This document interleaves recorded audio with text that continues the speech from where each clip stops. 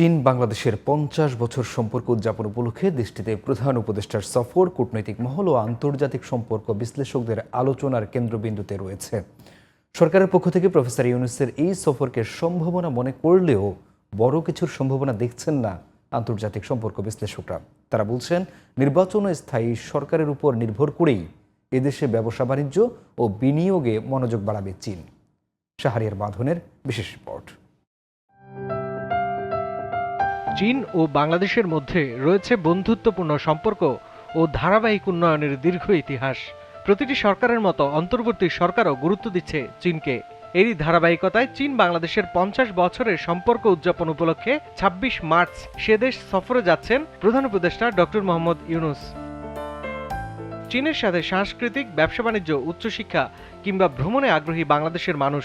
তবে ৫০ বছরের সম্পর্কের নতুন মাত্রায় সবচেয়ে গুরুত্ব পাচ্ছে ভ্রমণ ও চিকিৎসা। এইটাকে উপলক্ষ করে এটাকে স্মরণীয় করার জন্য কি কি পদক্ষেপ নেওয়া যায়।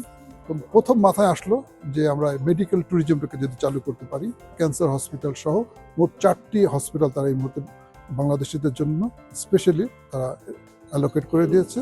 প্রধান উপদেষ্টার চীন সফরের মূল ফোকাস হবে চীনা ব্যবসায়ীদের জন্য বাংলাদেশে উৎপাদনের হাব তৈরির মাধ্যমে চাইনিজ কোম্পানিগুলোকে বাংলাদেশে বিনিয়োগে উদ্বুদ্ধ করা। এই বছর বাংলাদেশ এবং চায়না তাদের ৫০ বছর যে রিলেশনশিপ তারা সেটা সেলিব্রেট করছে।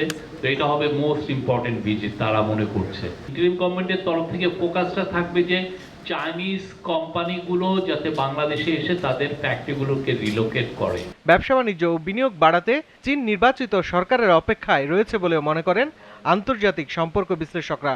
চীনও অপেক্ষা করছে যে কোন সময় বাংলাদেশে নির্বাচন হবে এবং স্থায়ী সরকার কখন আসবে। কারণ আমরা তো বলছি ইন্টারিম সরকার, আর ইন্টারিম সরকারকে তো স্থায়ী সরকার হতে হবে, নাহলে কোনো ব্যবসায়ী কিন্তু বড় আকারে ভরসা পাবে না বড় আকারে ইনভেস্টমেন্ট করতে, তো চীনও পাবে না। প্রধান উপদেষ্টার এই সফরে কয়েকটি এমওইউ সই হলেও বড় আকারের কোনো সম্ভাবনা দেখছেন না আন্তর্জাতিক এই সম্পর্ক বিশ্লেষক। এই ধরনের সফরে হয়তো একাধিক যেহেতু বৈঠক হবে, অনেকগুলো এমওইউ হয়তো সই হতে পারে, তবে বড় আকারে কিছু হওয়ার কথা না। শাহরিয়ার বাঁধন, জিটিভি নিউজ, ঢাকা।